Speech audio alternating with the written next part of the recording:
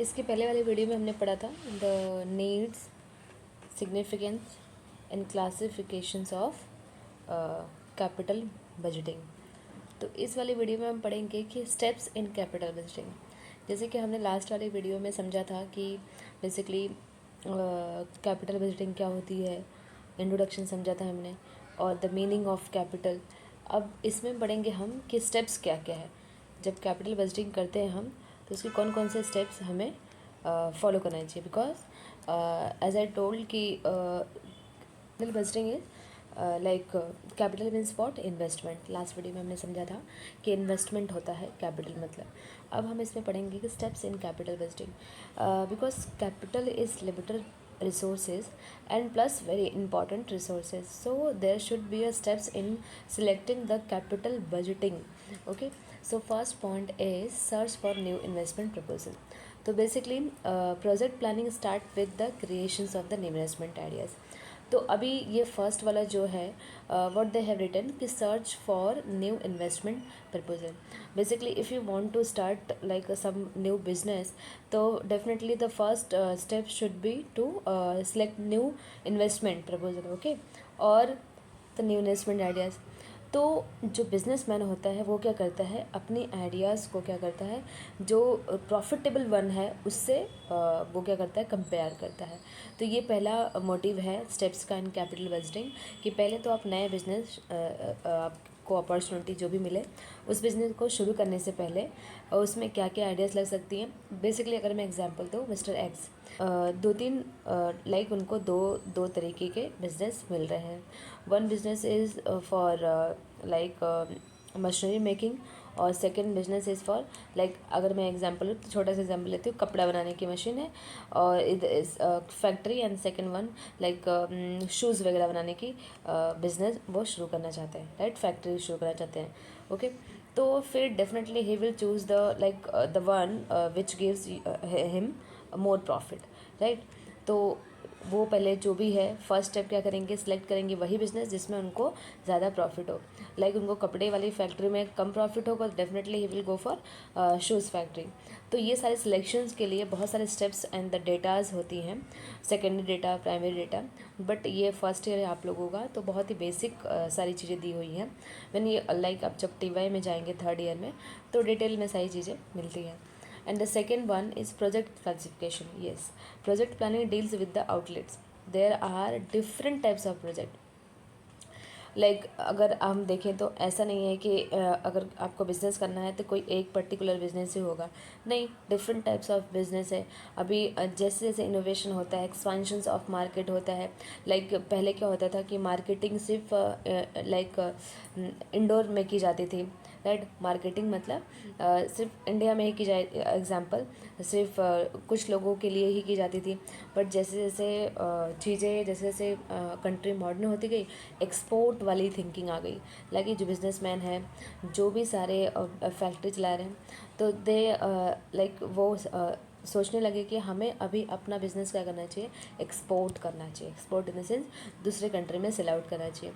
सो दूसरे कंट्री में sell out करने के लिए they need to select a good project, okay, good project, very better quality of product also.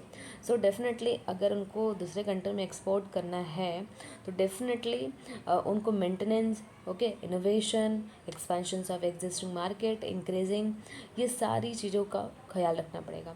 Firms objective should be selected, okay, जो भी उसको suit करता है। तो this are the second this one is second step of capital budgeting. And the third one is determining the cost of the project, very important,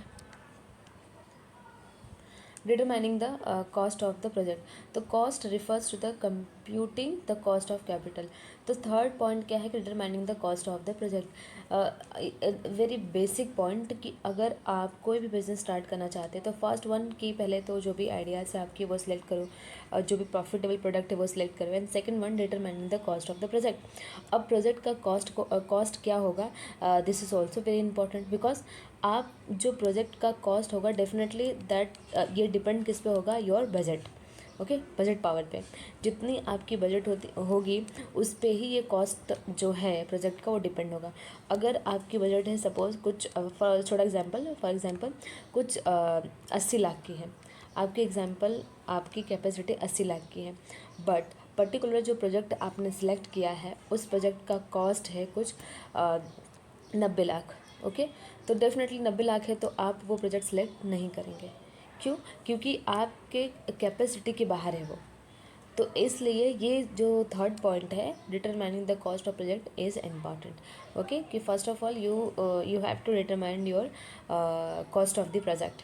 okay, क्या होंगे, exchange rate क्या होगा, what will be the returns, custom duties क्या होगी, expenses क्या होगा installation का, all this thing should be considered. Okay, to determine the cost of the project. And the estimating the cash flow, the fourth point, estimating the cash flow. Yes, this is also very important, estimating the cash flow. And what is the meaning of estimating the cash flow? Cash flow means whenever you invest something, okay, in business, definitely your expectations should be to return. Okay, कि कितना return आपको मिलेगा, that is called cash flow. तो cash flow क्या है? During the operation of the project cash outflow will also be occur, that's it is necessary to estimate the net cash flow from the project.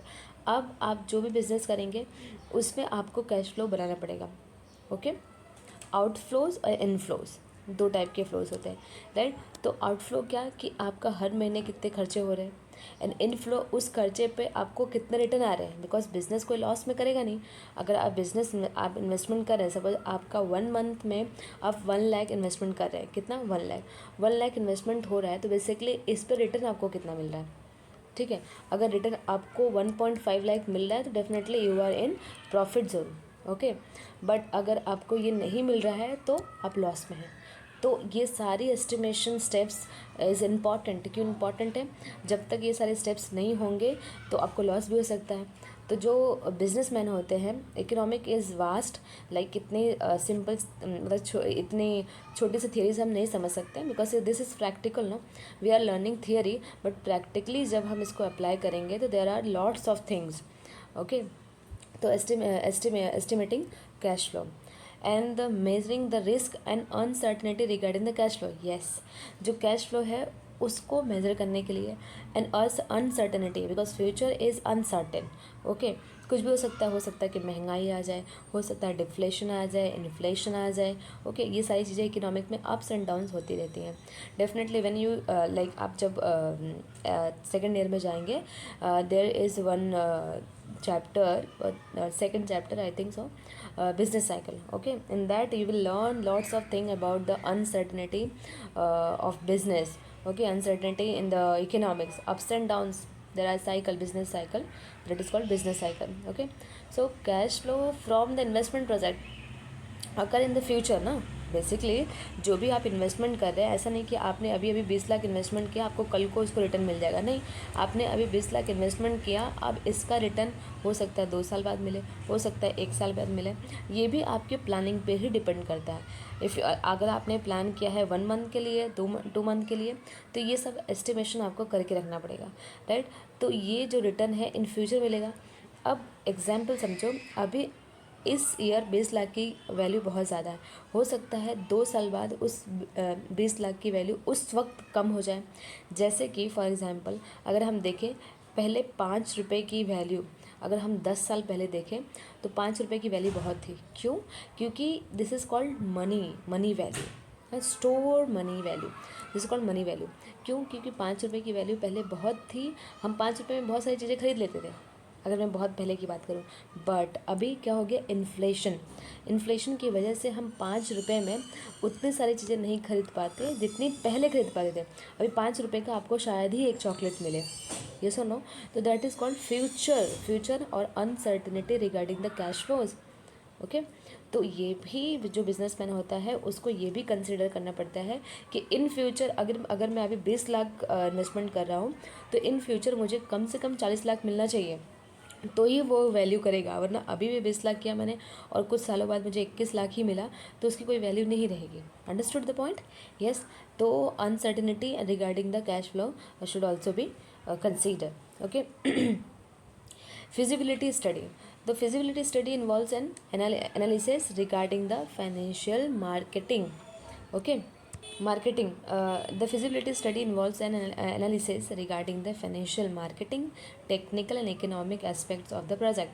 It considers demand, cost, location, technology to be use, expected profit. ठीक है. अब feasibility study, अब ये भी study करना पड़ेगा कि जो भी आप पर्टिकुलर प्रोजेक्ट फैक्ट्री स्टार्ट करना चाहते हैं उसका डिमांड कॉस्ट क्या होता है, कितना डिमांड होगा, लाइक कितने डिमांड पे आपको कॉस्ट पेयर करना पड़ेगा. आई मीन टू से अगर 10 लाख कुछ लोग 200 प्रोडक्ट का डिमांड करेंगे राइट इन फ्यूचर, तो आपको 200 प्रोडक्ट के लिए आपके पास स्टॉक्स होने चाहिए. बिकॉज फैक्टर्स ऑफ प्रोडक्शन जिसे हम कहते हैं, स्टॉक्स मतलब क्या, फैक्टर्स ऑफ प्रोडक्शन. तो फैक्टर्स ऑफ प्रोडक्शन होने चाहिए. क्यों? बिकॉज फैक्टर्स ऑफ प्रोडक्शन से लिमिटेड, अगर लिमिटेड चीज़ें आपके पास पहले से ही प्लानिंग में रहनी चाहिए, सो दैट आप you can make 200 product immediately know on urgent basis. But आपके पास आपने कुछ प्लानिंग नहीं की और डिमांड आ गया 200 प्रोडक्ट का, आपके पास कोई फैक्टर्स ऑफ प्रोडक्शन है ही नहीं, तो आप कैसे प्रोड्यूस कर पाओगे. That's why feasibility study is also important. Okay, it consider demand cost and location, technology.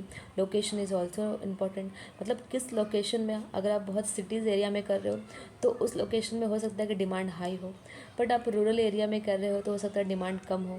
मतलब पर्टिकुलर प्रोडक्ट आप कम क्वालिटी का बनाना पड़ेगा क्योंकि वो सस्ते में जाएंगे.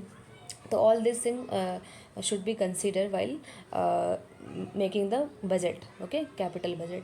तो this are the steps and the decision making. जो भी प्रोडक्ट आप सेलेक्ट कर रहे हैं that in such a way that it consisting with the goals of the firm. Very important. जो भी आप डिसीजन ले रहे हैं, आपने जो भी मतलब बिजनेसमैन जो भी गोल बनाता है उस गोल के हिसाब से वो सारी चीज़ें चलनी चाहिए. That is called decision making. This are the steps actually. And implementation. Yes, ये सारी चीज़ें करने के बाद अब आपको क्या करना है, इम्प्लीमेंट करना है. ओके, अब आपने स्टेप्स कर लिए, प्रोजेक्ट सेलेक्ट कर लिए. Okay, locality, feasibility. Okay, all this things you have already selected. Okay, so those last मतलब second last point is implementation. अब सारी चीज़ें हो गई तो अब आपको क्या होगा, design of the plant installment, machinery कौन सी होगी, मशीन्स कौन सी होगी, राइट, इक्विपमेंट कौन से होंगे. ओके, स्टाफ्स कैसे होंगे, स्टाफ्स को कैसे ट्रेनिंग देनी है. ओके, ये सारी प्लानिंग आपको करनी होगी. ये सारे स्टेप्स है ना, स्टेप बाय स्टेप जाना पड़ता है कैपिटल बजटिंग में. Because this is the question of capital, because capital is limited no. हमने लास्ट वीडियो में पढ़ा था इम्पॉर्टेंस और नीड्स ऑफ कैपिटल में, that is this capital is irreversible. मतलब हम इसको वापस नहीं, अगर हमने एक बार इन्वेस्टमेंट कर दिया तो वो लॉस में जाता है. मैंने बिल्डिंग का एग्जाम्पल दिया था. ओके, सो डेफिनेटली जब हम कैपिटल बजटिंग करते हैं तो देयर शुड बी स्टेप्स, और हर एक स्टेप्स को फॉलो करना चाहिए. ओके, बेटर इफ़ अगर आप एग्ज़ाम में स्टेप बाय स्टेप लिखेंगे तो it will be good impression. Okay, जैसे 7 पॉइंट डिसीजन मेकिंग है, 8 पॉइंट इम्प्लीमेंटेशन है एंड 9 पॉइंट परफॉर्मेंस रिव्यू. ऐसा नहीं होना चाहिए. Most of the student paper लिखते समय क्या करते हैं, जो 9 पॉइंट है सपोज जैसे जैसे उनको याद आता है वैसे वैसे वो लिखते हैं एग्ज़ाम में. Performance review directly first point बना देते हैं. जो 9 पॉइंट है इसको वो लोग फर्स्ट पॉइंट बना देंगे, that is performance review.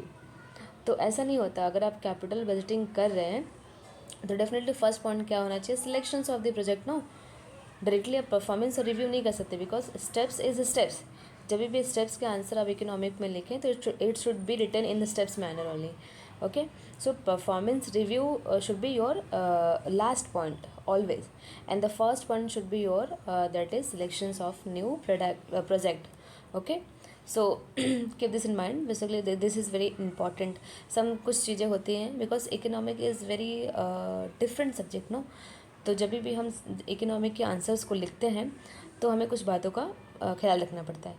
Because ये हर थियरी से थोड़ी अलग theory, economic is theory plus practical दोनों है.